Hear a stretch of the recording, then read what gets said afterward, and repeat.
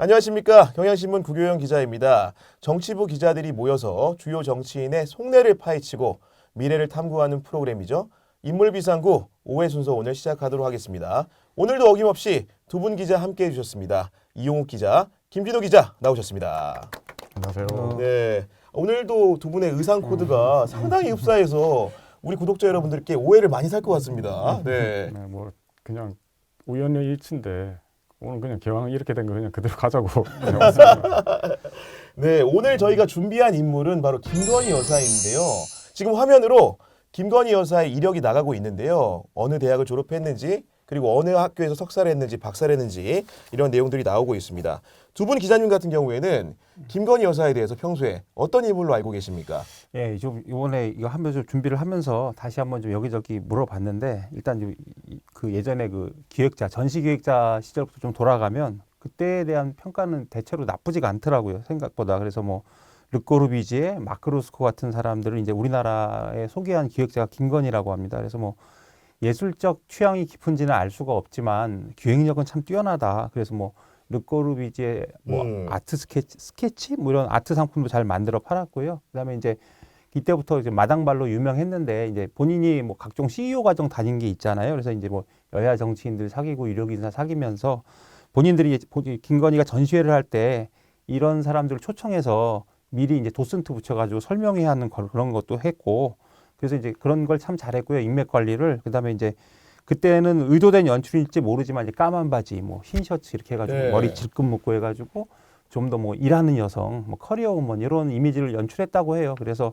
그때 이제 검찰총장 부인이었을 때 만난 분이 해준 얘기는 그런 느낌보다는 그냥 본인이 일을 좀 잘하는 것 같았다 이랬습니다. 네. 예. 우리 김진우 선배는 좀 어떻습니까? 뭐 주변에 이제 좀 물어보면 이제 사석에서 만난 분들은 기본적으로 뭐 성격이 털털하고 뭐 좀 매력도 좀 있다고 하더라고요. 네. 그런데 이제 이야기를 하다 보면 이 사람을 좀 휘어잡는 느낌이 든다. 아, 일종의 가스라이팅 같은 네, 거겠네요. 그래서 뭐 그러니까. 네. 윤 대통령하고의 관계를 그런 식으로 설명하는 분들도 계시죠. 그러니까 음. 그런 식으로 이제 좀 휘어잡는 거 아니냐. 그리고 이제 대통령실에서는 이제 그런 모습을 보고 아 저러다가 언젠가 좀 위험할 거다라는 말은 옛날부터 있었다고 합니다. 네. 그리고 이제 뭐 이용 기자도 말을 했지만 기본적으로 사업가, 성공한 사업가죠. 그런데 이제 이게 어떻게 보면 밑에서부터 올라온 사람이니까 자수성가형이고 을에 있다가 갑으로 된 사람이고 그러다 보니까 이제 성격이 그러니까 뭐 사람들 대할 때 보면 을의 위치에 있으면서 내가 잘 안다라든가 이런 식으로 해서 잘 달래고 해서 올라가는 성격이라고 합니다. 그런데 이제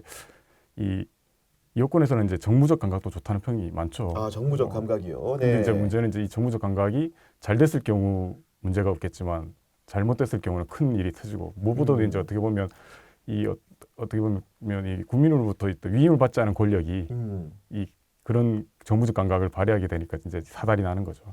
제가 이 서두에 그 김건희 여사의 이제 이력을 주목해서 이제 설명하면서 출신 대학 석사 박사 얘기를 했다는 게 뭔가 이제 개인의 콤플렉스가 이런 학력에 있는 것이 아닌가라는 의심을 가지기 때문인데 실제로 그녀의 콤플렉스 좀 어떻게 알려져 있습니까? 예, 이것도 뭐 일단 거기 보면은 예전에 그 서울에서 이명수 기자하고도 얘기하면서 뭐 아버지 돌아가시고 이런 얘기 막 하잖아요. 실제로 이제 본인이 아버지 일찍 돌아가시고 어머니가 이제 사업하면서 세상 불합리함 같은 걸 많이 느꼈다 이런 걸 갖다 주변에 토로했답니다. 그래서 이분이 미대 나오셨잖아요. 그래서 그렇죠, 네. 사립학교 이제 교사 취업하려고 미술교사 정교사 취업하려고 할 때 이제 뭐 사기도 당했다. 그러니까 예전에 학교 들어갈 때 뭐 교사 취업할 때 그런 거 있지 않습니까? 뭐 이런 얘기도 했다는 말이 돌고요. 그다음에 그 어머니도 그 최은순 씨도 저기 사업하면서 뭐 온갖 분쟁에 막 시달렸잖아요. 네. 나중에는 이제 두 사람 다 도이치모터스 문제도 있고 그래서 이래서 이제 그 김건희 입장에서는 법적 권력이 필요하다. 그래서 윤석열을 픽업한 것 아닌가 하는 게 이제 최근 돌고 있는 이야기입니다. 그러면서 이제 그래서 이렇게 살아왔기 때문에 기본적으로 본인은 내가 이제 약자다. 평생 그 생존을 위해서 온갖 어려움을 겪었기 때문에 나는 기득권과 다르다. 이런 생각이 강하고요. 그래서 예전에 이게 좀 지금 생각하면 말도 안 되는 얘기인데 그 윤석열이 나는 노무현을 좋아한다 이러잖아요. 근데 실제로 노무현 전 대통령을 좋아한 거는 김건희랍니다. 그러니까 왜냐하면 뭐 평생 약자로 싸웠고 네. 기득권과 싸워왔다. 그래서 이게 얼마 전에 뭐 조중동이 뭐 나라를 망치는 애들이고 난 패간의 목숨 걸었어 그러잖아요. 조선인.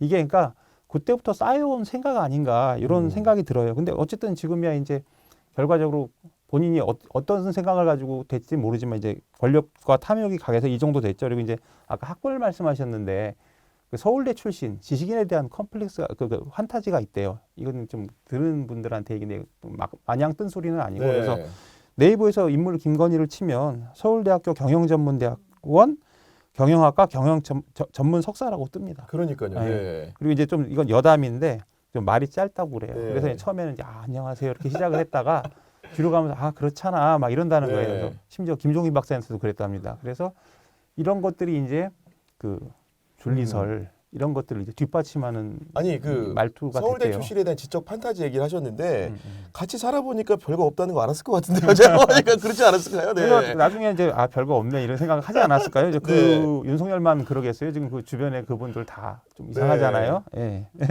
그 학벌에 대한 콤플렉스라는 게 보통 보면 이제 자수성가형 인물들이 많이 가지고 있는 것이긴 하죠. 그래서 이제 뭐 이호 기자도 말했지만 이 미대 나온 이후에 뭐 석사, 박사, 뭐 경영대학원까지 나오는 거를 자기 경력으로 보이잖아요. 그런데 이제 뭐 아시겠지만 이게 나중에 이제 허위 과장 경력이라고 해서 맞아요, 논란이 지금. 되지 네. 않습니까? 그러면서 그 당시 이제 2021년 그 대선 시기에 이제 김건희 여사가 이제 뭐 사과 기자회견을 하지 않습니까? 네. 그러면서 그때 이제 했던 이야기 중에 눈에 띄었던 게 자기가 이제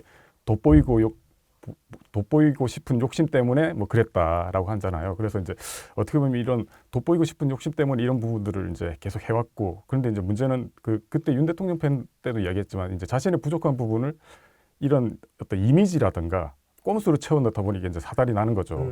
그리고 뭐 이제 저도 이제 여담이지만 김 여사가 이제 논란이 됐던 논문 중에 뭐 유명한 논문이 하나 있지 않습니까? 이제 뭐 회원 유지를 이제 영문으로 쓰다가 YUJI. 그렇죠. 예. 한글 그 읽는 그대로 멤버 유지라고 쓰지 않습니까? 근데 이제 김 여사가 그때 이제 디올백 사건 때 이제 최재형 목사와 주고받은 카톡을 보면요, 그런 이야기가 나와요. 보안을 이제 지켜달라, 보안을 유지해달라 네. 하면서 보안이라고 하지 않고 보완이라고 씁니다. 그래서 이제 보안 유지죠. 그래서 제가 보면서 이게 보안은 몰라도 이게 참 철자법은 유지가 안 되는구나. 그래서 그 당시에 최 목사가 그걸 꼭 지적해줍니다. 보안입니다. 그러니까요. 예. 뭐 그런 상황인데 역대 영부인들 보면 검색을 이제 프로필 검색을 네이버 포털 사이트에 해보면은 그렇게 화려하고 이제 정갈하게 나오는 경우가 잘 없는데 김건희 여사는 유독 대선 이제 그 후보 시절 때부터 그 정갈한 사진과 빼곡한 경력을 썼습니다. 그러니까 뭐 이런 생각이 들어요. 이렇게 바닥에서부터 본인은 올라왔다는 생각이 강하니까 사실 이걸 이제 저도 인물을 연구하면서 이래서 이랬구나 하는 걸 한 번 더 생각을 하게 되는데 본인이 올라왔잖아요. 그러면 이제 그동안 그 올라오는 과정에서 물론 돈이야 많았지만 다른 게 많이 부족하니까. 근데 자기가 올라오는 과정에서 이제 자기가 비위 맞췄던 사람들이 나중에 자기 발밑에 오게 되는 뭐 그런 상황이 오게 되니까 본인도 그 아까 뭐 최재형 목사하고 할 때 내가 이 자리에 있어 보니까 여기 참 많은 게 함축돼 있다고 보는데요. 그래서 이제 뭐 하면서 내가 이 자리에 왔으니까 나 이 정도 누려도 되고 네. 난 이런 사람이야 하는 그런 과시욕 같은 게 좀 생기지 않았을까. 그러니까 자기의 어떤 컴플렉스를 그런 것들로 다 메우려고 하는 거죠. 뭐 잘된 사진, 뭐 외모. 그러니까요. 예. 예. 그러니까 부처님 여쭤보면 대통령 출입하셨으니까 실제로 김건희 여사의 사진, 특히 대통령실에서 찍은 사진, 이거는 제가 볼 때는 그냥 쉽게 보도 사진이 아니고 일종의 화보 같아요. 그렇죠. 이게 그러니까 예컨대 이게 저가 출입할 때는 이제 영부남은 없었으니까 네. 그래서 이제 박근혜 전 대통령 사진만 나갔었는데 사진이 이게 많이 나가는 편도 아니었어요. 그리고 이제 뭐 보통 보면 뭐 시장에서 손잡고 뭐 이렇게 하고 이제 뭐 공식적인 사진에서 이렇게 좀 웃고 있고 뭐 이 정도 표정이 네. 많은 분이 아니니까. 그런데 이분은 이제 본인이 거의 화보 찍는 수준이잖아요. 뭐 예컨대 뭐 전 지금도 기억나는데 그때 이제 논설위원실에 있을 때인데 2022년도에 윤석열 순방 캄보디아 갔을 때 뭐 심장질환 아동 찍고 이렇게 안고 맞아요. 네. 각도는 약간 45도로 돌리고 뭐 이런 모습을 보면서 이게 뭐지 했는데 이제 그 보도가 나옵니다. 이게 예전에 보니까 그 오드리 헵번이 소말리아에서 네. 영양실조 아동 찍고 있는 사진하고 똑같다. 그다음에 이제 윤석열이 전용기에서 업무 볼 때 이렇게 뒤에 뒤고 이렇게 내려다보는 사진도 있잖아요. 이거는 이제 제클린 케네디가 케네디 업무할 때 찍었던 사진이라고 그런 게 있고. 그래서 그리고 이제 가장 최근에 게 그 마포대교 사진이잖아요. 그러니까요. 또 이렇게, 순시, 지시. 예, 네. 그 사진 상당히 충격적이었습니다. 전 보고 이거 뭐지 하는 생각이 들었어요. 야, 그런 상황인데 심지어 이제 하다가 어떤 장면들도 목격이 되냐면은 예를 들면 공적인 자리에서 어쩌면 대통령을 어떻게 보면은 사적으로 보필하는 사람임에도 불구하고 약간 함부로 대하는 느낌을 줄 때도 있었단 말입니다. 이게. 그렇죠. 근데 이게 굳이 이거를 숨길 이유도 없는 것 같아요. 윤 대통령이 자기가 없으면 아무것도 못하는 바보라고 계속 그랬으니까 챙겨줘야죠. 그리고 그래서 뭐 대선 때 그런 이야기도 했지 않습니까? 정치권 인사를 앞에 두고서 네. 이 오빠는 모르면 시키는 대로 하긴 해라라고 하면서 이제 조졌다는 거잖아요.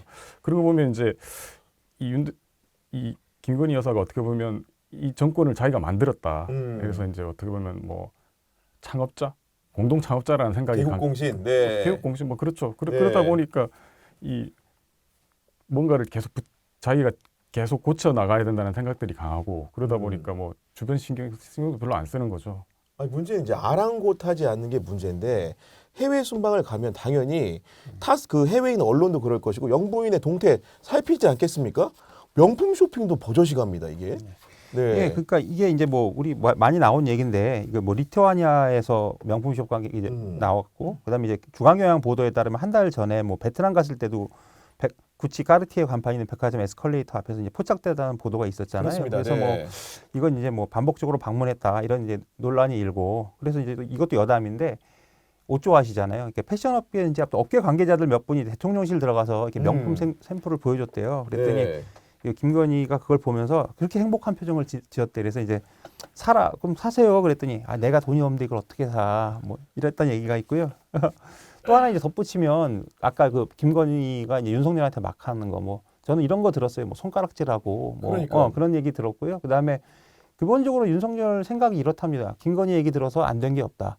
그러니까 예컨대 그때 이제 이명박 정부 국정원 댓글 사건 수사하다가 박근혜 정부에서 이제 좌천됐잖아요. 그때 바로 그만두려고 그랬대요. 근데 변호사 개업하려고 했는데 원래는 그때 네. 못 그만두게 한 게 김건희고 그다음에 추미애 법무부 장관하고 막 싸울 때 그 그렇죠. 조국 수사 그때도 엄청 큰 조국 장관 위기였죠. 수사가지고 네. 그때도 좀 버텼잖아요. 근데 윤석열은 사실 그때도 바로 그만두려고 했답니다.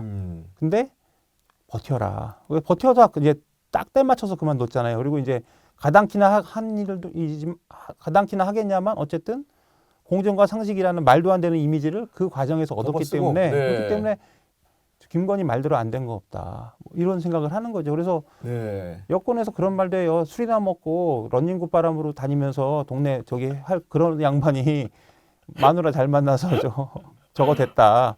사실 뭐 우리도 집에서 뭐 비슷한 일들을 다 겪는데 이게 이제 네. 대통령과 영부인이라는 그 위상을 생각하면 굉장히 어색한 상황인 것 같습니다. 예. 그러니까 김건희 여사를 자칭 타칭 다 권력의 정점으로 보다 보니까 얼마 전 있었던 비상계엄 사태에도 과연 그녀가 개입하지 않은 것인가 근본적 의문이 듭니다.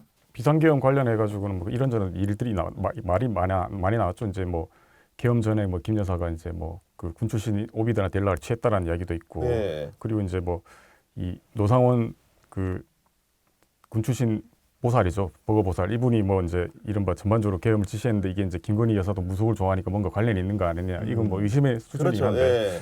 그리고 이제 뭐 윤 대통령이 깜빵에 있을 때도 뭐 이제 뭐 구명 활동을 했다는 주장들도 있으니까요. 그런데 이제 뭐 확정적으로 뭔가 이 계엄에 관여했다는 뭐 증거는 없습니다. 근데 다만 그건 확실하죠. 이제 이 김건희 여사가 이 계엄의 트리거가 된 건 아니냐. 왜냐하면 뭐 지금 명태균 게이트 때문에 이제 뭐 윤 대통령이 계엄했다는 소리까지 나오고 있으니까 그리고 이제 뭐 그런 이야기도 있지 않습니까? 그 김건희 여사를 보호하기 위해서 윤 대통령이 계엄을 했고 그리고 이제 뭐 그런 이야기도 있었어요. 그러니까 계엄 이후에 윤 대통령이 이제 한번 거짓말 한 적이 있습니다. 그 당하고 이야기해가지고 뭐 자신의 거취를 표현해서 향후 국정은 당한테 이름한다. 그때 이제 당하고 조율하면서 그런 이야기를 했다는 거잖아요. 내 와이프는 어떻게 되냐. 뭐 그 이야기는 그만큼 이제 이걸 어떤 식으로 보호하고 싶다는 생각이 있었다는 그렇죠. 거잖아요. 네. 게다가 그 계엄을 연상시키는 단어들이 몇 가지가 있는데 비화폰 같은 경우에도 통상적으로 당연히 국무위원들이 쓰는 건 당연한데 영부인이 비화폰을 쓰는 환경이 있다거나 계엄 선포하기 전날에 조태영 국정원장한테 문자를 보낸다 이런 여러 가지 행위들이 과연 그녀가 계엄과 관계가 없는 것인가를 의문이 드는 것이고 보태면 이상민 전 행안부 장관도 검찰 조사에서 이런 얘기 하지 않습니까? 굳이 윤석열 대통령이 말하기를 우리 와이프는 내가 계엄하는지 몰라서 아마 화가 많이 날 것 같다 이런 얘기를 했다는데 오히려 그런 얘기들이 계엄에 관여됐을 것 같은 생각을 갖게 해요. 저도 예. 그런 생각 참 많이 했는데요. 뭐 일부러 내가 김건희한테 안 들키려고 안가해서 했다. 근데 그건 아닌 것 같고 그냥 안가가 술 마시기 좋아서 안가에 술집 갖춰놨잖아요. 그러니까 술 먹고다 보면 맨날 혼나니까 편하게 술 먹으려고 한 것 같고 그냥 기본적으로 일단 우리가 저 아까도 말씀드렸지만 윤석열은 김건희 없이 아무것도 못하는 사람 같습니다. 지금 보면은. 근데 그런 과정에서 과연 윤석열 그 정치 일생의 가장 큰 이 사건을 사건이라고만 이런 말도 안 되는 짓거리를 네. 허락을 안 받고 했을까? 과연 네, 과연 허락 이건 좀 말이 안 되는 것 같아요. 그리고 아까 말씀하셨지만 그 조태영 국정원장한테 왜 하필이면 계엄 전날 문자를 문자를 보냅니까? 보낼까요? 네. 그래서 이거는 저기 김건희가 몰랐다는 게 말이 안 된다. 네. 이런 생각이 들 수밖에 없죠. 그러니까 윤석열의 김건희 의존증이 너무 심하게 보이다 보니까 심지어 이제 세간의 풍자도 많은데 그 전용기를 타고 이제 오르락 내리락 하는 모습들을 하면서 사람들이 나는 사랑꾼이어서 땡땡까지 해봤다 하는데 그게 이제 땡땡이라는 게 계엄으로 채우는 사람들도 있지 않습니까? 이게 심지어는. 그렇죠. 그때 뭐 네. 이제 계엄 그 사태 이후에 뭐 SNS에서 이제 이런 밈이라고 해야 되나요? 풍자하는 게시물이 계속 써졌는데 그 당시에 이제 이 뭐 로이킴의 내게 사랑이 뭐냐고 물으면이라는 음악이 이제 배경음악으로 쫙 깔리면서 내게 사랑이 뭐냐고 물으면 땡땡 뭐 하면서 난 사랑 때문에 계엄까지 해봤다라는 건데 이건 어떻게 보면 이제 이 세간의 시선을 그대로 보여주는 거죠. 이게 이 계엄은 결국에는 윤 대통령이 김건희 여사 보호를 위해서 했다라는 거, 세간의 이제 평가를 보여주는 걸 생각합니다. 그러니까요. 아니, 그런 얘기를 접하면은 사실은 박근혜 전 대통령도 탄핵을 당한 대통령 중에 하나인데 그때 최순실이라는 비선 실세의 존재가 있었고, 근데 보면은 이 영부인이라는 사람은 비선 실세도 아니고 그냥 앞선 실세 같아요 보니까. 그렇죠. 네.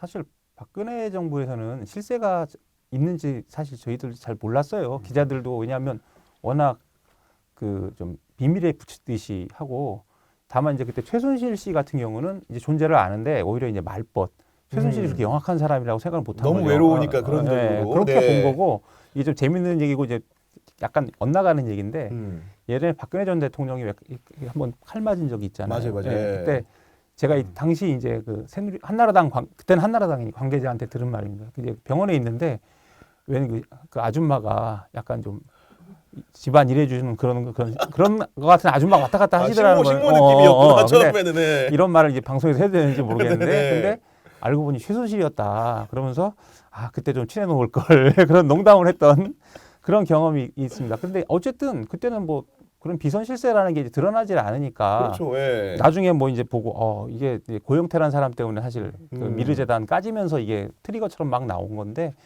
그런 거 생각하면 지금 김건희라는 사람은 굉장히 좀 이례적일 정도로 드러내놓고 활동을 하고요. 그러니까요. 예. 우리가 이 정부 들어서 제일 놀란 게 그거예요. 그러니까 받은 글이라고 해서 온갖 것들이 다 돌아다닙니다. 그리고 인사 같은 거 있잖아요. 예를 들어서 KBS 사장 박민, 이거 한 2달 전부터 돌았어요. 그리고 그 받은 글이 틀린 적이 별로 없어요. 예전 정부에서는 그게 맞은 적이 없어. 그러니까 옛날에 누구 된다면 그게 상대방이 일부러 엿먹으라고 이제 흘린 다음에 맞아도 오보를 만들어버리거나. 오보로 예. 박근혜는 실제로 오보 만든 적이 있어요. 그러니까. 예. 근데 얘들은 그냥 아주 투명하죠. 근데 김건희의 어떤 외부 활동 이런 것도 거침이 없다. 이렇게밖에 볼 수가 없죠. 근데 다만 이제 여기서도 본인이 했던 그 은밀한 이런 것들은 우리가 아직은 모르죠. 근데 이제 그런 것까지 드러나면 좀 더 충격적이지 않을까. 네. 이제 서서히 드러나고 있는 것 같죠. 어떻게 보면 윤 대통령이 이제 뭐 계엄이라는 자해 어퍼컷을 치면서 지금 이제 그 당시 이제 계속 밥글이란 걸 이런 걸 통해서 그 돌던 이야기들이 뭐 이용욱 기자 말했던 것처럼 이 사실이구나. 그리고 이게 약간 연결점들이 조금씩 드러나고 있는 거잖아요. 그래서 이제 지금 뭐 이런 야권에서 이야기하는 특검 주장하는 이유들이 뭔가 이렇게 합리적으로 의심할 부분들이 많기 때문에 그런 이야기가 나오니까요. 그러니까요. 그리고 아마 이런 그 공적인 관계에서 김건희의 우위성이라든가 이런 것, 의존성 같은 경우에는 아마도 사적인 부분에서도 시작된 부분이 있는 것 같은데, 왜냐하면 우리가 전통적인 성역팔이라고 해도 좀 그렇습니다만은 보통은 안 사람이 이제 예를 들면 밥을 한다 이런 이미지인데, 윤석열이 스스로 요리를 하고 밥을 얻어먹는 건 김건희랍니다 보니까. 집에서 네. 밥 안 한다고 하잖아요. 그러니까, 네. 그래서 들은 얘기가 그 집에서 일했던 분이 하는 얘기, 김건희 밥하는 거 못 봤다, 다 얻어먹었다 이런 거죠. 그리고 밥은 윤석열이. 그래서 김건희 그렇게 했잖아요. 내가 남자, 밥은 남편이 다 해. 실제로 요리 좋아하시는 분이고. 그러니까요. 네. 선친께서도 검찰 그만두면 너 식당이나 해라 이랬다니까. 윤식당 했으면 네. 되는 거였는데. 실제로 뭐 김건희 여사 본인 스스로가 밥을 별로 많이 안 드신다고 그러잖아요. 네. 그러니까 보통 보면 이제 밥 별로 안 드시는 분이 요리를 좋아할 일은 없는 거고. 그래서 실제로 뭐 이거는 뭐 대통령실에서 뭐 관계자가 이야기했던 게 1일 1식이라는 거 아닙니까? 1일 네. 1식이면 원체 바쁘시니까 뭐 국정 개입하라 바쁘니까 뭐 요리할 시간 없을 것 같아요. 이것도 좀 여담인데, 이제 그러면서 먹는 걸 좋아하지 않을 수도 있지만 이제 본인이 굉장히 외모에 신경을 쓰는 사람이잖아요. 그렇죠, 그렇죠. 그리고 이제 뭐 네. 요새 막 말랐다 이런 얘기 나오잖아요. 근데 이것도 이제 들리던 얘기인데 그 어머니가 구속되고 나서 그때부터 좀 많이 아프기 시작해서 저는 여성 옷 사이즈는 잘 모릅니다. 그냥 네. 들은 건데 원래 키가 크잖아요. 그래서 이제 66, 77을 입다가 44를 입기 시작했다는 거예요. 이걸 말씀해 주시는 분이 네. 이제 여성분이었는데 나는 44를 입으면 행복할 것 같아 이런 농담을 하시면서 했는데 그런데 그렇게 생각하면 외모에 많이 신경을 쓰고 밥을 안 먹고 하니까 점점 좀 말라가는 그런 거겠죠. 그리고 이제 남편은 먹는 걸 좋아해. 아, 이거 지금 제가 대화하다가 좀 예. 가래가 꼈는데 김건희 이펙트라고 갑자기 그 영상 장면이 떠올라가지고 이제 가래 끼는 장면 뭔지 아시죠? 예. 갑자기 생각이 있다니까 상당히 지금 방송하기 힘드네요. 그런 상황인데 그래도 윤석열이 김건희를 자기처럼 바꿔놓은 게 하나가 있습니다. 부부는 동체라고 닮아간다고 얘기를 하는데 우리 윤석열 피청구인 피고인 같은 경우에는 1시간 대화하면 59분 얘기한다고 하는데 그에 못지않게 김건희 여사도 그렇게 말이 많다면서요. 아 이거 뭐 저기 뭐 말이 많은 것도 많은 거고 일단 제가 들은 건 이분이 이제 자기가 실세라는 걸 많이 보여주려고 해서 그 선거 초반에는 문제가 없잖아요. 그래서 이제 각 뭐 수석실 비서실별로 이제 비서실별이죠. 수석 밑에 비서관이 있으니까 네. 이제 방으로 이제 식사를 돌아가면서 하는데 밥 음. 먹다 말고 잠깐만 하고 나가서 막 윤석열 전화 받는 그런 일이 반복이 됐대요. 그래서 이제 그때 그걸 지켜보는 사람들이 네. 아 이게 다 상의하는구나 실세구나 뭐 이런 얘기를 했고요. 또 이제 뭐 이거는 이제 확인되지 않은 겁니다. 대통령실에서 뭐 이제 업무 보고하러 올라가는데 뭐 관저를 갔는지 사무실을 갔는지 그럼 실제 보고는 저 김건희가 받고 윤석열이 돼서 왔다 갔다 했다 하더라. 뭐 네. 이런 얘기도 있는데 이건 지금 확인된 얘기는 아니 아니에요. 실제로 예. 이제 명태균 게이트에서 김영선이라는 사람을 공천하는 과정을 보면은 자기가 먼저 명태균과 통화하고 그럼 윤석열이 그 행동대장처럼 또 연락이 오고 그 사후의 확인도 명태균과 김건희 사이에서 이루어지는 그런 양태거든요. 그러니까 아까 말해 주신 부분들이 결국 윤석열의 그런 정책 집행이나 많은 것들을 김건희에게 상의하고 논의한다 이렇게 볼 수밖에 없지 않습니까 지금? 네. 그래서 지금 말씀하셨던 것처럼 명태균 게이트에 보면 김건희 여사가 명태균하고 이야기를 하고 명태균이 생각하는 뭐 국정 구상 같은 것들을 이야기하면 김 여사가 그거를 윤 대통령한테 말을 하고 어떻게 보면 그게 윤 대통령을 통해서 약간 외화된다고 체현된다고 해야 되나요? 그렇죠, 네. 그런 관계잖아요. 그러니까 지금 명태균 게이트 이게 왜 중요하냐면 그것이 어떻게 보면 국정에 반영됐기 때문에 아까 말씀드렸던 것처럼 이 국민의 그 위임을 받지 않은 사람들이 그런 쪽에 국정에 개입한 거 아니냐라고 보고 있는 거죠. 네. 아니 그런 상황 속에서 떠오른 인물이 하나가 있는데 바로 한동훈 전 국민의힘 대표입니다. 이분 같은 경우에는 그 윤석열 김건희 부부와 굉장히 긴밀한 검찰 시절에는 정말 아끼는 동생 정도 됐을 것 같은데 지금 보면 관계가 완벽한 파탄입니다. 예, 이것도 뭐 좀 그 뒷얘기가 있더라고요. 그 어떤 거냐면 처음에 이제 한동훈을 법무부 장관으로 기용할 때 윤석열 김건희 부부한테 영향을 미치는 사람이 반대를 했대요. 왜냐하면 그때 이제 찢어진 사이는 아니지만 얘가 이제 권력을 쥔 상황에서 사정기관까지 가지고 가면 되게 보기 좋지 않다. 이건 국민들 보기에 모양새가 좋지 않다.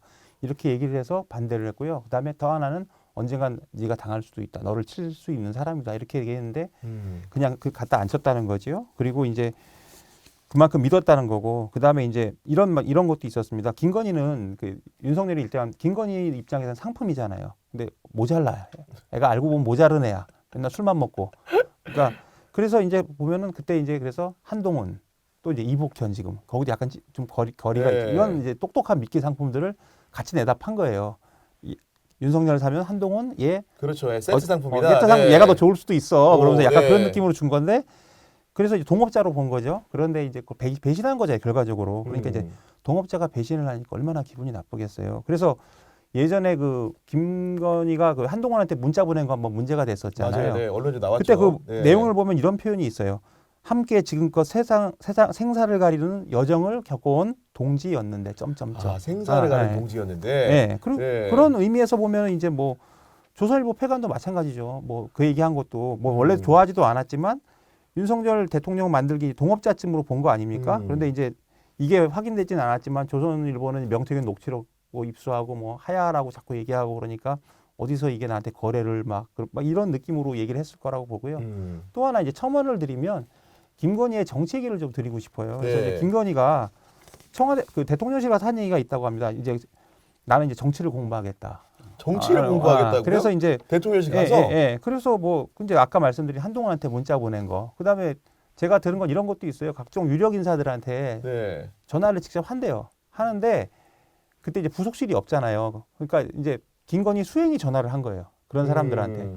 그런 사람들은 받아서 나는 의견 따지는 그런 사람인데 수행하면 보통 젊은 친구들이 그러니까 예를 들어서 뭐 젊은 친구가 뭐 조태용한테 했을 수도 있고 그럼 기분이 나쁠 거 아니에요. 그래서 약간 그런 불쾌감을 토로했다는 얘기가 하나 있고요. 그다음에 이제 가장 비근한 사례가 외부에 알려진 건데 그 이제 작년에 국민의힘 총선 참패한 뒤에 왜 여야 영수회담 열렸잖아요. 그때 왜 임혁백 고려대 명예교수하고 함성득 경기대 맞아요, 정치전문 중간에. 대학장이 뭐 의제를 조율했다. 그래서 그 이재명 그러니까 야당 쪽에다가 뭐 총리 추천을 해라 뭐 이런 보도가 나와서 그때 이제 맞아요. 네. 뒤집어졌죠. 부인당한 기사였습니다. 근데 그때 이제 이 라인을 활용해서 어떤 딜을 치려고 했던 게 이제 김건희 쪽이라는 거예요. 그래서 영수회담을 통해서 신사협정을 맺고 더 이상 그만하자. 그리고 이제 뭐 협치 정국을 좀 운영하면 이걸 좀 빠져나가려고 했던 건데 당시에 그 정진석 비서실장 등 강경파가 이거 공식 라인이 아니지 않느냐. 그럼 세게 비토를 했다는 거예요. 그래서 이게 네. 영수회담이 파토가 났죠. 그래서 김건희 쪽에서는 정진석에 대한 그 원망, 반감 이런 게 많대요. 왜냐하면 마지막 터널 기회였는데 네가 망쳤다. 이런 게 있고 이제 요즘도 이제 정치를 하신다고 저는 생각을 하는데 이 보수 유튜버 얘기 많이 나오잖아요. 그래서 비근한 예로 이제 가장 흔한 사람이 고성국 박사, 뭐 그다음에 뭐 서정욱 변호사 이건 뭐 다 알려진 얘기고 뭐 배승희, 민영삼 이런 사람들 다 보수 유튜버들을 좋아하고 관리한다는 말이 있습니다. 그래서 근데 지금 이런 분들이 사실 지금 아스팔트 분들을 막 선동하고 그러잖아요. 그러면 결국 김건희가 과연 팔짱만 끼고 이걸 구경하고 있을까 이런 생각이 들지요. 그냥. 실제로 네. 제가 들은 이야기는 약간 다르긴 한데 이 김건희 여사가 뭐 정치 개입이라고 해야 되나요? 뭐 국정 개입이라고 해야 될지 모르겠지만 그 관련해 가지고 이 그 국무위원들한테 아까는 뭐 저기 밑에 수행 통해서 전한다고 했는데 그거하고 관련 없이 이 지금 보면 뭐 명태균 게이트라든가 이 그 전에 보면 이렇게 기본적으로 카카오톡 메시지를 자주 이용하지 않습니까? 아, 카톡 메시지를. 네. 그래서 그 시도 때도 없이 국무위원들한테 카톡 메시지를 보낸대요. 그리고 그 어떨 때는 그냥 요새 젊은 친구들 하는 것처럼 무슨 기사 하나 긁어가지고 보내놓고 네. 좋네요라고 이렇게 달아서 국무위원들 입장에서는 미치겠답니다. 갑자기 나고. 그래서 저는 그때 왜 조태용 원장하고 이 카톡 메시지도 그런 맥락에서 이게 진행된 거 아닌가. 물론 그거는 좋네요는 아니겠죠. 이거는 뭔가 좀 더 급박하게 좋네요가 아니라 이거 어떻게 좀 해보세요라고 한다든가 뭐 그렇게 했을 것 같은데. 결국은 이제 그런 소통을 한다는 것은 자기가 준 대통령이나 다름없다 이런 자아인식이 있는 것 같은데 그런 근저의 배경에는 경호처 같은 조직에서 대통령 못지않게 그녀를 떠봤던 이유도 있지 않겠습니까?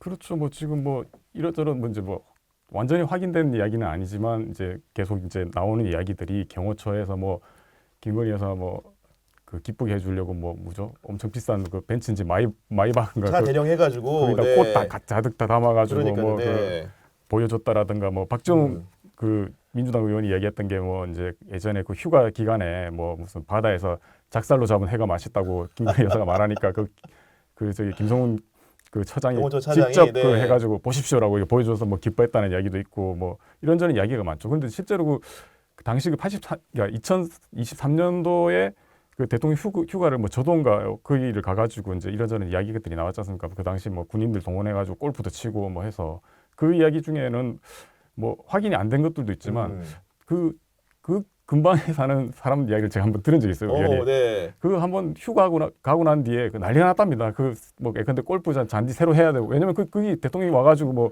몇 년에 한 번씩 그런 올까 데가 말까 아니다 하는데 보니까 갑자기 네. 오는 바람에 그 정비하느라 난리 났고 가고 나는데도 정비하느라 난리 나서 그 뭐 지역 경제가 되게 힘들어졌다는 이야기도 있더라고요.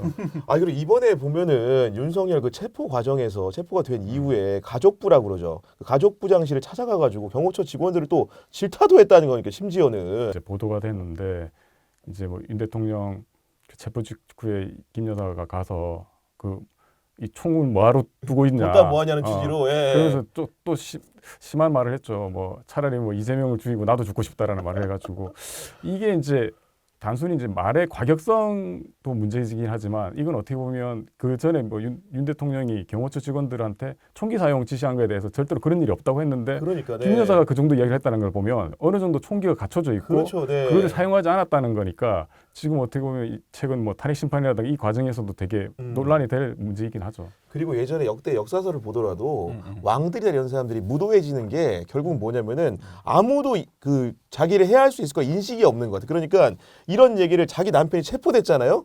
자기도 위험이 있을 수 있다는 인식을 못 하는 것 같고, 그러니까 버젓이 여러 명 직원들이 있는 가운데 이런 얘기를 서슴없이 하는 거 아니겠습니까, 이게? 그게 뭐 그렇죠. 근데 그러면서 네. 또 이렇게 생각이 들어요. 얼마나 그동안 격의 없이 지낸 것 같아요. 이 아, 사람들하고. 그렇죠. 그렇구나. 예. 그 얘기도 된다. 네. 수족처럼 부린 거죠. 뭐 그리고 이제 아까 김진우 기자가 얘기했듯이 뭐 온갖 아부를 다 했을 테니까 이제 그런 사람들을 앞에 놓고 난리를 치지 않았을까. 근데 이제 일단 대통령실은 부인했지만 그래서 아무튼 마구마구 해왔다. 내가 네. 마음대로 해왔다. 그리고 이제 역설적으로 이거는 그동안 나왔던 각종 의혹들이 정말 사실 아닌가. 네. 이런 추정을 가능하게 하는 일들이죠. 김 여사에 관련된 이야기들이 지금 어떻게 보면 정권 초기부터 계속 나왔잖아요. 그거는 거꾸로 생각을 해보면 이 대통령실이 통제가 되는 것일 수도 있지만 그 밑에 있는 사람들 뭐 수족처럼 부리고 심한 경우는 무수리처럼 다루니까 거기서 소외된 사람들 입장에서는 불만들을 이야기를 하고 그렇죠. 그런 네. 이야기들이 이제 밖으로 새어 나오는 거잖아요. 그렇게 볼 수도 있는 거죠. 하긴 최근에 그 윤건영 의원이 더불어민주당 의원이 계속 뭔가를 얘기하잖아요. 의혹 제기하고 근데, 있죠. 네. 근데 그거는 내부에 소스가 있지 않으면 도저히 어떻게 그냥 할 수 없는 얘기합니까? 것들은 네. 아니에요. 그래서 뭐 하나 단단히 이제 하셨구나. 네. 그리고 그쪽에서는 빨리 이걸 벗어나지 않으면 경호처 공중분해되겠다는 뭐 어떤 뭐랄까 그런 두려움과 위기감? 위기의식 네. 이런 것 때문에 계속 얘기가 나오는 게 아닌가 싶습니다. 그리고 김건희 여사를 설명하는 또 가장 중요한 키워드 중에 하나는 주술 같아요. 주술, 무속, 역술. 역대 정권에서는 쉽사리 들어볼 수 없는 단어인 것 같습니다. 예, 뭐 이제 우리가 많이 들은 게 천공, 건진. 네. 그다음에 이제 제가 이제 이것도 그런데 실제로 이제 김건희가 가장 의지하고 이런 사람은 이제 백재권 씨라고 합니다. 그래요? 그분 누구냐 하면 예전에 그 관저 선정 과정에서 육군참모총장 공관, 그다음에 육군본부 서울사무소 막 수염 휘날리면서 왔다 갔다 하셔가지고, 때? 예, 네. 그래서 그때 지금 부승찬 의원이 그때 책에다가 이제 고발당했지. 잘못 네. 썼죠. 실제로 네. 뭐냐 하면 천공이다, 천공 아니냐. 근데 비슷해요. 실제로 보면 멀리서 보면. 네. 근데 요분이 조금 더 외모는 좀 정상인에 가까운데 여하튼 비슷합니다. 근데 그래서 이분이 근데 실제로 좀 재밌는 글을 남겨서 한번 찾아봤어요. 근데 이게 2021년 10월에 여성경제신문이라는 곳에 남긴 건데요. 그 대선 네. 경선이 한창 진행 중일 때것 그렇죠. 같은데. 그때 이제 네. 윤석열은 악어상 이런 겁니다. 세상을 정화할 운명. 그래서 좀 소개해드리면 뭐 오랜 기간 눈여겨본 사람이 윤석열이다. 검찰에만 있었으나 정치력이 남다르고 센스 넘치며 영민한 사람이다. 그리고 뭐 악어가 둔하다고 여기 함부로 대하다가는 큰 낭패를 본다. 네. 그래서 뭐 악어상 지닌 인물은 강물을 정화시키고 세상을 정화시키는 운명을 가지고 태어나는 경우가 많다. 그리고 이제 국민들은 깨끗해진 물을 마음껏 마실 수 있고 투명해진 세상에서 공정하게 경쟁하며 살 수 있다. 네. 여기서 이제 재밌는 게 그러면 이런 말이 나옵니다. 우리나라가 국운이 안 좋게 흐를 때는 악어상은 대부분 죽임을 당한다. 그러나 국운이 지금은 상승하는 시기다. 그래서 윤석열은 곧 죽을 듯하면서도 죽지 않고 살아있다. 이게 이제 문재인 정부 때 얘기죠. 네. 그래서 이 재밌는 게 다 헛소리잖아요. 지금 생각하면. 근데 다만 그렇죠. 이런 게 있습니다. 국운이 안 좋을 때는 살아난다는 거잖아요. 악어가. 근데 국운이 좋을 때. 좋을 때는, 네. 근데 문재인 정부 때 뭐 어쨌든 간에 뭐 부동산 어쩌고저쩌고 하지만 그때 뭐 전 세계 K 열풍 해가지고 맞아요. 방역 잘했다. 네. 뭐 이런 거. 예. 문재인 정부 운도 좋다 막 이런 말도 있었어요. 그리고 국운이 지금 상승하는 시기다. 근데 지금 당장 윤석열이 되고 나니까 국운이 지금 많이 추락을 하고 국격이 추락을 하고 이러잖아요. 그러니까 이제 네, 죽을 때라는 말씀을 좀 그렇게 하시는 이 말이 맞는 게 백재권 씨 글이 다 헛소리지만 악어는 죽는다. 네. 이건 맞는 거죠. 그러니까 이 사람이 본인도 모르게 청기누설을 했구나 이런 생각을 했습니다. 그 얘기 들으니까 그 출소하면서 그 표정이나 여러 가지 외모가 악어의 눈물 아니었나 이런 생각이 또 들기도 하는데 지금. 네. 그렇네요. 그러면 악어는 구분이면 거기 기생하는 악어새는 누굴까 지금 자꾸 생각이 좀 듭니다. 그런 상황인데, 그러니까 이제 두 사람의 만남 같은 경우에도, 윤석열과 김건희의 만남 같은 경우에도 뭐 일설에 따르면은 특정 이제 무속에 계신 분이 연결고리가 됐다. 뭐 이런 소문도 있는 모양이죠. 무정이라는 뭐 도사 비슷한 분이 뭐 매해줬다는 말이 있지 않습니까? 그리고 실제로 김 여사가 이제 그 서울의 소리 기자와 통화할 때도 보면 무정이 뭐 너는 39살이 지나야 결혼해야 된다. 특별한 사주라서 는 결혼을 하면 안 된다 그 전에. 그리고 윤석열하고 네가 딱 맞는다. 그런데 너희들이 완전히 반대다. 김건희는 남자고 윤석열은 여자다. 그러면서 이제 결혼을 권했다고 그 당시 설명하잖아요. 그런데 이제 그때 이제 저희들이 조금 충격받았던 거는 그 대화 내용 중에 내가 웬만한 무당보다 점을 잘 본다라고 하지 않습니까? 그게 보면 이제 모르겠습니다. 이거는 뭐 무속이나 이런 것을 뭐 비하할 필요는 없겠지만 이 김 여사의 생애 전체가 이제 그 무속이 관통하는 그렇죠. 거잖아요. 네.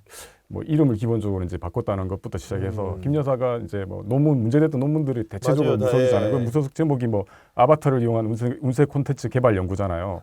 뭐 그리고 이제 실제로 그 말고도 이제 학술 논문, 박사 논문 세 편 중에 2편이 무속이잖아요. 그러고 보면 이제 뭐 중요한 연결고리를 작용했고 그게 과연 이제 윤 대통령한테 영향을 미쳤는지는 모르겠지만 확실한 거는 윤 대통령이 대선에 등장했을 때 이 네. 손가락에 왕자 세 개가 등장하면서부터 이제 무속 논란이 계속 이어졌잖아요. 그렇습니다. 네. 근데 이제 뭐 무속이 이제 뭐 딱히 문제가 있다고 생각하지 않을 수도 있지만 그게 이제 국정에 이제 영향을 미치게 되면 이제 문제가 생기는 거 아니겠습니까?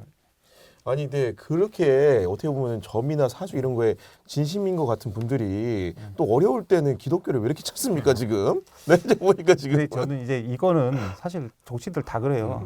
정치인들 종교 물어보세요. 저기 저 다 믿어요. 왜냐하면은 표를 얻어야 되니까. 불선 뭐다 믿는 겁니까 그러니까 지금 뭐 보니까. 예. 성당도 갔다가 교회도 갔다가 뭐 하다못해 저기 구판에도 가야 필요하다면 갈 사람들이 정치인이고요. 제가 이제 예전에 이거는 열린우리당 나갈 때 들은 얘기인데 뭐 유력 정치인이 도저히 안 갈 것 같은데 그분이 어디 자기 행보할 때 그 하나하나 할 때마다 다 가서 듣는다는 거예요. 제가 이걸 그분들한테 들었는데 그래서 의외로 그거 많이 찾는다. 그런데 네. 정치인들이 제가 보기에는 많이 그럴 겁니다. 다만 이제 아까 김준우 기자 얘기한 것처럼 국정에 들어서면 다른 문제죠. 그러니까 예를 들어서 이전에 대통령분들이 어땠을지는 제가 알 수 없지만 그분들도 제가 보기에는 아마 한두 번 아니면 여러 번 찾아갔을 수 있어요. 근데 그분들이 대통령이 된 다음에도 과연 그랬을까요? 그럴 시간이 있었을까? 그러면서 그리고 이제 국정이라는 거는 우리나라 전체를 이제 정책 이런 거는 본인들 개인의 이해가 아니라 이제 국가의 이익과 국민의 생사가 달린 문제잖아요. 근데 네. 그거를 점에 의해서 이렇게 막 할 수 있는 이전 정치인들은 없었을 거고 이제 그런 면에서 굉장히 좀 저 사람들이 이상한 사람들이다 네. 이렇게 보는 거지. 기본적으로 정치인들은 다 좋아합니다. 아니 근데 돌발적인 질문인데 두 분 같은 경우에는 혹시 점을 좀 보십니까 어떻습니까? 예. 저는 가본 적이 없는 것 같은데요. 저 같은 경우에도 전혀 안 보거든요. 저도 예. 안 믿어요. 그래서 사실은 점을 보는 사람들 자체가 좀 이해가 안 되는 편이기는 한데. 그 제가 또 여담을 말씀드리면 네. 이 정말 제 얘기가 아닌데 학교 다닐 때 이제 친구들 중에 그런 애들이 있었어요. 그래서 뭐 그 얘기를 했었고 그래서 뭐 자기가 이사를 갔는데 이거 약간 전설의 고향처럼 흐르는데 이사를 갔는데 걔가 이제 밤에 10시에 뭐 잠이 들면 12시에 꼭 깬다는 거야. 그래서 예. 보면은 얼굴이 없는 여자가 있대. 그래서 이 문제가 이제 막 그러니까 11시에도 자보고 했대. 그래서 나중에 보니까 그가 뭐 공동묘지 터였더라. 그래서 뭐 부적 달린 거 먹어서 나왔다. 이런 얘기 들었었고 또 하나는 이제 최근에 들은 얘기입니다. 이건 네. 최근은 아니고 한 몇 년 전에 어떤 분이 이제 그 무당들이 신내림 받잖아요. 네네. 그때 가장 그 신기가 세대요. 그래가지고 영업할 때. 네. 그래서 돈을 일부러 내고 그걸 참관한다는 거예요. 이건 제가 들은 길을 받으려고. 네. 아니 그냥 물어보려고. 물어보려고. 예. 그래서 그 자리에 이제 뭐 국민대 뒤에 북악산이 있잖아요. 그 예. 뒤에서 하는데 그 뒤에 자기가 갔었다는 거야. 그래서 가서 돈 내고 참관한 다음에 물어봤대. 네. 근데 틀렸답니다. 갑자기 국민대 얘기하지. 그래서 국민대에서 박사를 했나? 보니까 기운이 좋아서 했나 보니까. 네. 이런 걸 이제 썩은 드립이라고 하죠. 네, 그런 상황인데 예, 예.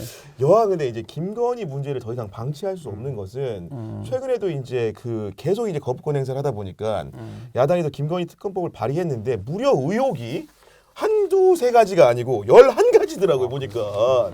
이렇게 많은 의혹. 지금 임기를 다 한 것도 아닙니다. 절반 반환점 돌았는데 11가지 의혹. 이거 어떻게 해야 됩니까 도대체? 저는 11가지라는 말을 듣고 네. 깜짝 놀랐는데 제가 아는 건 한 대여섯 가지인데 도대체 어떤 의혹이 있는지도 좀 모르겠습니다. 부풀렸나요? 보니까 나무 때문에. 근데 이제 기본적으로 이게 이제 뭐 그런 얘기 있지 않습니까? 이제 뭐윤 대통령이 이제 탄핵 선고 끝나고 나면 그 다음은 이제 김건희다.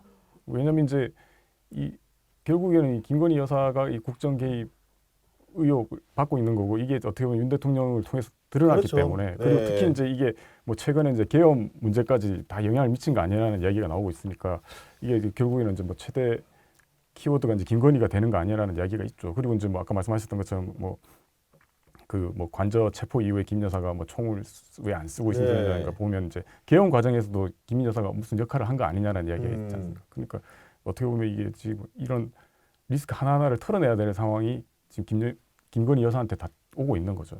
그럼 실제로 이제 김건희 리스크라는 게 이번 대선에도 주요한 화두로 선거의 결과를 가르는 영향을 좀 끼칠 수 있을까요? 일단 선거의 결과를 뭐 조기 대선이 열리는 걸 전제로 하면 선거 결과는 이제 볼 것도 없어요. 네. 그건 제가 보기에는 뭐 그럴 것 같고요. 지금 국민의힘에서 뭐 이제 이재명 대표를 뭐 몰아내면 뭐 대선 치를 수 있냐라고 막 얘기하는데 뭐 그런 가능성 자체도 좀 말이 안 되지만 제가 보기에는 야권에 누가 나와도 뭐 선거는 크게 어렵지 않을 겁니다. 뭐 내란하고 내란 동조한 당이 다만 이제 이런 건 있죠. 국민의힘 입장에서는 윤석열을 털어내고 김건희를 털어내야 되는데 털어낼 수가 없잖아요. 털어낼 그렇죠. 수가 네. 없고 그다음에 이제 검찰 이제 개헌 관련이나 뭐 이제 윤석열이 권장해서 내려오게 되면 이제 검찰이 뭐 그때부터는 수사할 거 아닙니까? 그렇습니다. 수사하면 네. 온갖 것들이 다 드러나고 그 중에 김건희께 더 많을 수도 있고 그리고 이제 윤석열이 기본적으로 김건희 보호하다 이렇게 됐다는 게 이제 세간의 시선이니까 네.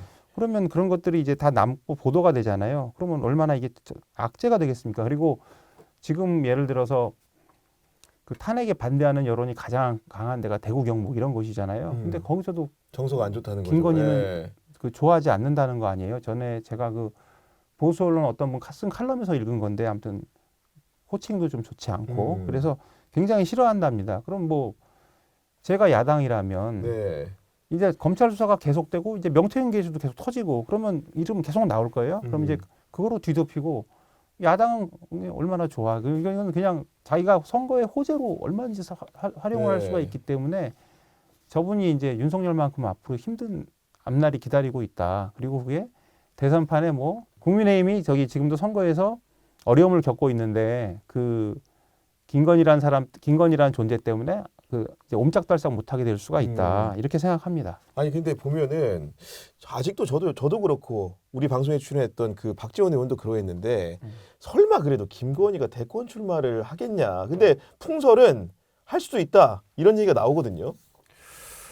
뭐 옛날 같았으면 제가 헛소리라고 단칼에 끊었을 것 같은데 최근에 이제 비상식적인 일들이 원체 많이 나오니까 네. 이게 지금 혹시나 하고 돌아보게 되는데 사실 뭐 가능성은 좀 낮다고 생각을 하는데 근데 그런 이야기는 계속 돌았잖아요. 그러니까 지난 총선 전에 대통령실에서 김 여사가 뭐 강남 쪽 출마를 원한다라는 이야기도 있었고 실제로 제 그 아는 후배 기자가 대통령실 인사를 만났는데 그 물어보더라는 거예요. 김건희 여사 어떻게 생각하냐고? 출마하는 거에 대해 어떻게 생각하냐고 해서 아 진짜요? 그 후배가 그 무슨 말도 안 되는 했더니 무슨 이야기를 했냐면 한 4, 5% 나오면 그거 올리는 거는 시군 중복기획이라는 식으로 이야기를 했다는 거예요. 네. 그러면 적어도 그 출마에 대한 이야기들이 그게 뭐 이제 실현 가능 여부를 떠나서 대통령실 내부에서는 한번 돌았다는 이야기잖아요. 그걸 보면 이게 지금 이 대선 출마 이것도 네. 뭔가 뭐 좀 근데 통상적으로 이제 동서고금을 막론하고 말 그대로 배우자가 정치를 하는 경우는 그 남편이 죽어야 됩니다. 사실은 그러지 않습니까?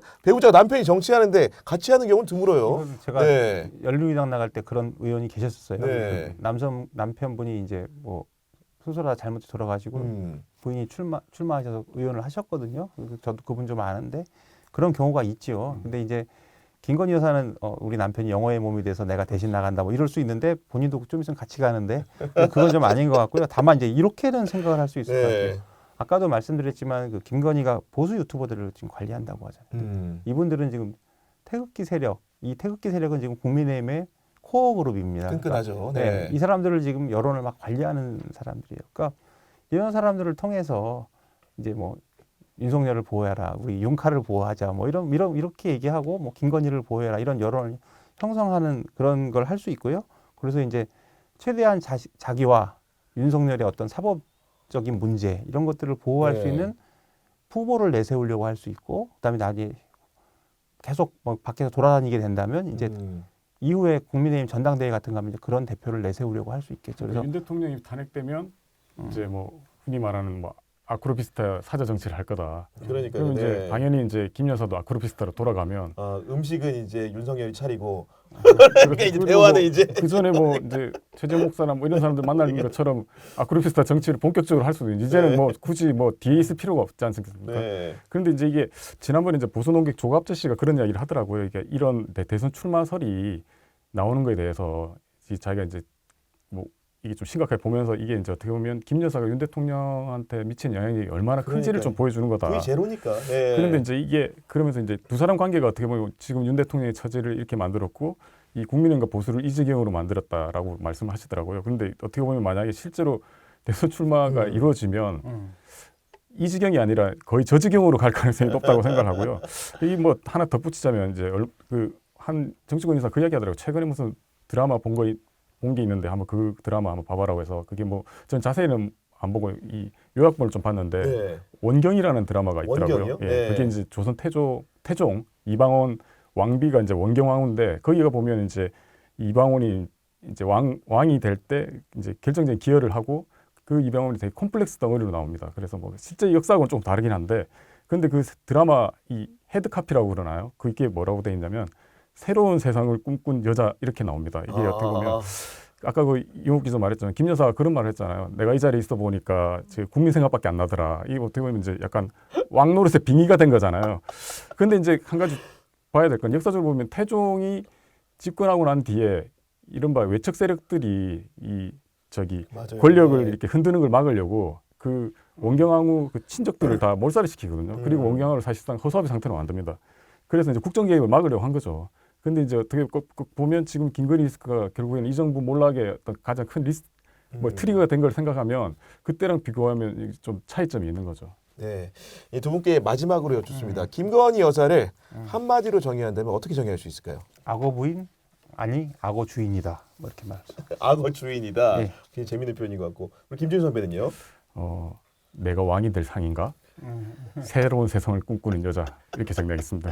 알겠습니다. 정치부 기자들의 정치인 사담의 인물 비상구는 여러분들이 참여하는 프로그램입니다. 경향TV 유튜브 커뮤니티에 방문해 주셔가지고요.